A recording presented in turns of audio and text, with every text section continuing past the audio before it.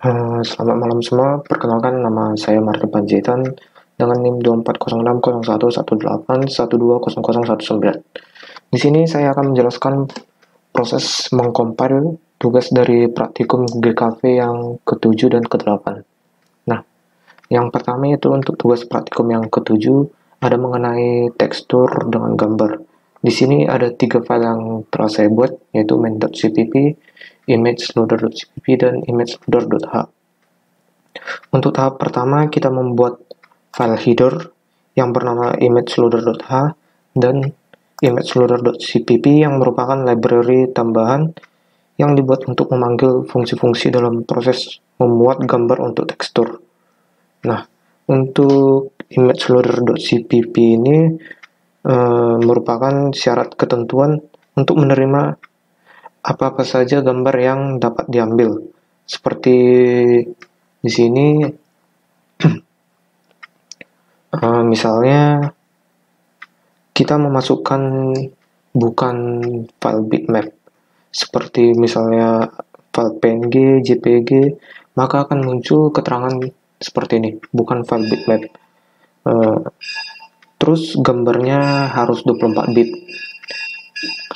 Seperti kalau misalnya lebih dari itu maka akan muncul keterangan seperti ini. Dan gambarnya harus bitmap Windows, tidak bisa yang V4 dan V5. Lalu di sini untuk main.cpp-nya pada ini const float box underscore size sama dengan 7,0f. Ini merupakan inisialisasi panjang setiap sisi kubus yang akan diberikan. Kemudian untuk float angle-nya sama dengan 0, digunakan untuk merotasi kubus, dan gluid ini digunakan untuk menginisialisasi ID OpenGL tekstur. Nah, selanjutnya untuk prosedur yang di bawahnya ini digunakan untuk membuat gambar menjadi tekstur, kemudian kita berikan ID pada teksturnya. Kemudian pada prosedur init rendering ini digunakan untuk menjalankan fungsi-fungsi yang digunakan di dalam tekstur. Gambar yang digunakan sebagai tekstur dimuat pada variabel penampung image dengan tipe image star ini. Kemudian variabel image ini dimuat pada variabel tekstur ID dengan fungsi load tekstur. Nah, kemudian kita memasukkan image yang kita letakkan dalam satu folder tersebut. Nah, di sini saya sudah membuat file gambar dengan format BMP dengan nama filenya pemandangan 1 dan pemandangan 2. Nah, selanjutnya untuk pengaturan posisi dari tekstur pada objek kubus dilakukan dengan menggunakan fungsi yang menunjukkan koordinat. Nah, seperti ini koordinatnya ini. Di sini kita menunjukkan koordinatnya. Untuk menampilkan tekstur, bagian sisi yang akan diberikan tekstur diberikan perintah. Sekaligus ini mengaktifkan fungsi tekstur 2 dimensi pada setiap sisinya. Nah, pada setiap sisinya ini ada koordinat 2f untuk mengaktifkan tekstur 2 dimensinya.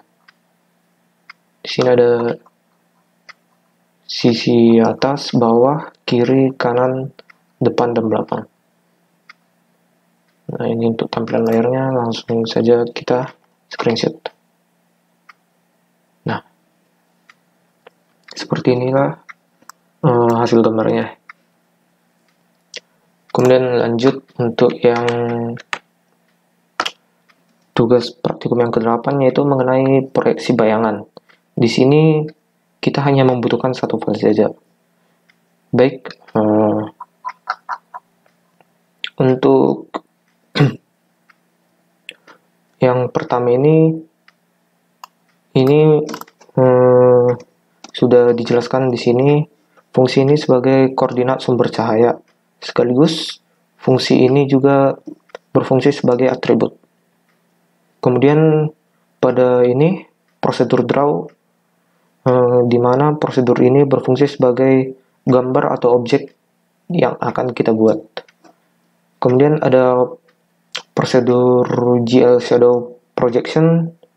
Di sini fungsinya membuat proyeksi bayangan dengan menggunakan matriks dengan cara variabel C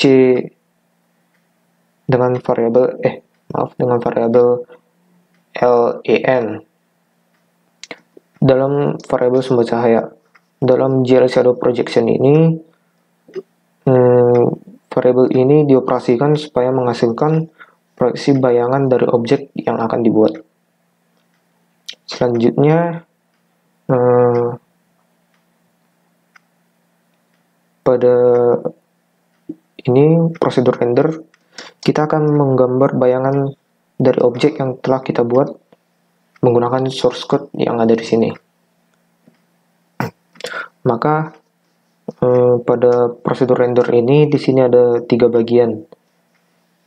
Yang pertama kita mengatur backgroundnya, lalu untuk yang kedua ini gambar bendanya, dan yang ketiga gambar bayangan yang muncul. Baik, langsung kita screenshot. Baik, jadi seperti ini tampilannya dari yang telah saya lakukan. Baik, sekian dari saya. Terima kasih. Apabila ada perkataan yang salah, mohon dimaafkan.